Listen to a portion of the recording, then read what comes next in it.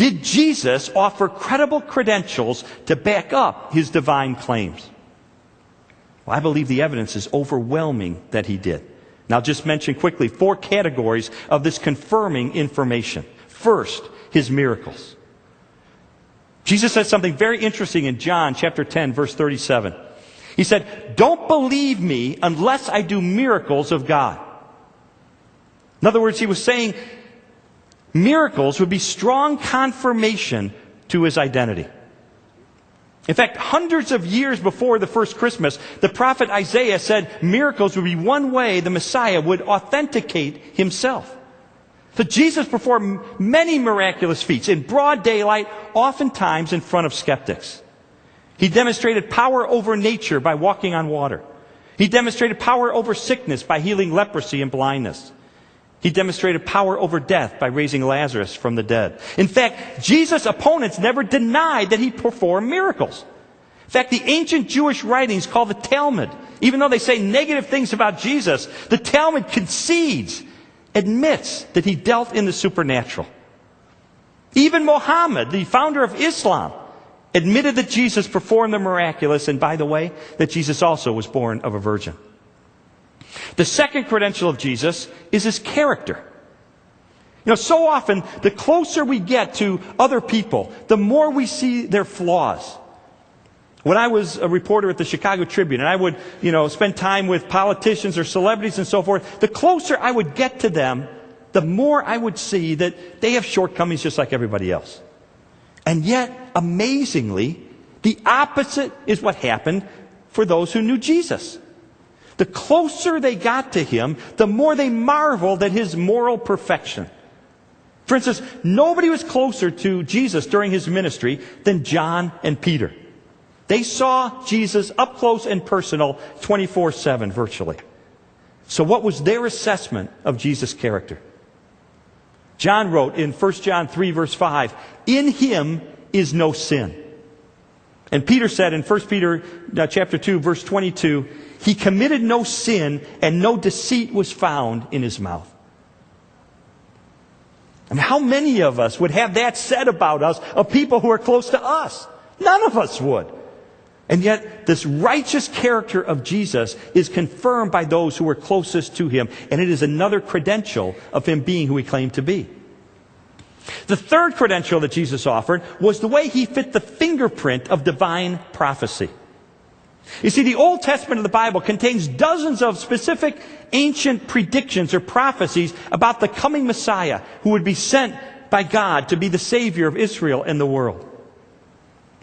In effect, what these prophecies did is they formed a fingerprint that only the Messiah would be able to match. And that way, everyone would know, be able to rule out the false messiahs and go to the only one, Jesus, who fit the fingerprint.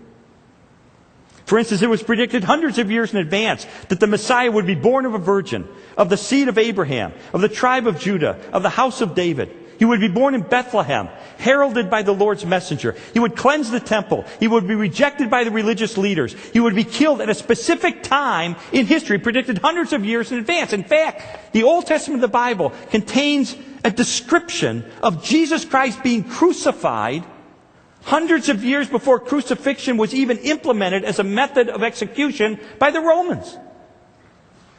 So Jesus fits this fingerprint, unlike anybody else. Now, I used to think that, well, maybe a way to explain this is that Jesus intentionally maneuvered his life in such a way as to, pretend to fulfill these predictions and fool people into thinking he's the Messiah. So maybe like when he was getting ready to go into Jerusalem, he told his disciples, look, go find me a donkey, because Zechariah 9:9 says the Messiah is going to ride a donkey into Jerusalem, and I'm really anxious to fool him to think I'm the Messiah so I can be tortured to death here. So would you go get me a donkey so I can fool everybody? I thought maybe that kind of explained it away. But then I saw that, gosh, there's a whole bunch of these prophecies that there's no way Jesus could have intentionally fulfilled. How could he arrange for his place of birth or his ancestry? Or how he was betrayed for a specific amount of money?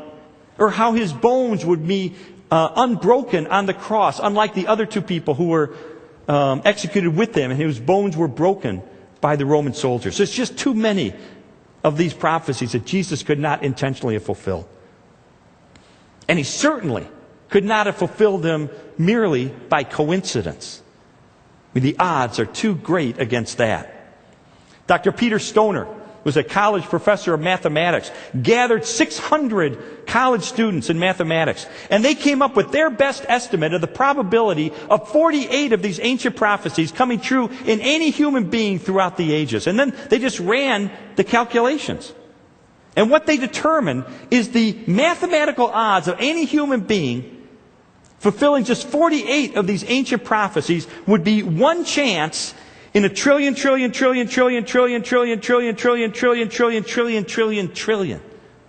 These are long odds. These are very long. These make the lottery look like a sure thing. I mean, this would be the equivalent of blindfolding somebody and having them find one predetermined atom in a trillion billion universes the size of our universe. So the odds of anybody fulfilling these prophecies were absolutely astronomical. And yet Jesus said he came to fulfill them.